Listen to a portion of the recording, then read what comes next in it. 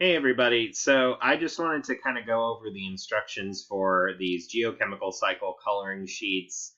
I know things are going to be a little bit different for them now that we are doing classes online instead of in person. The main thing that I wanted to change up was that you don't have to worry about actually coloring in the sheets. The only part that I want you to concentrate on is looking at the different letters that are on the diagrams and then using that to describe what's happening in each part of the process. So, for example, here, if we're looking at this diagram of the nitrogen cycle, you'd look at part A here, for instance, and you'd see the atmospheric nitrogen or dinitrogen N2. So in A, you would say that there's dinitrogen present in the atmosphere.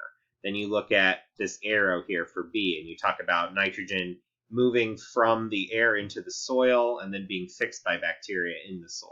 So again, talk about each process through each step so that it all kind of makes sense with how it fits together based on the video descriptions I give for each cycle. Some of you I know have already colored part of this nitrogen cycle coloring sheet, so I'll try to give extra credit for that as far as that particular assignment. With the other ones, again, don't worry about coloring them. Normally, that's just to help you with memorizing things a little bit more, but given that we're doing this at a distance now, it's more prudent just to get the steps in each diagram. So you'll be doing this for the nitrogen cycle, the phosphorus cycle, and the water cycle, and all of those will be posted on Classroom. If you have any questions, please feel free to email me or call me, or you can show up for a Zoom meeting during our science department office hours any weekday, Monday through Friday, 9:30 through 10:30.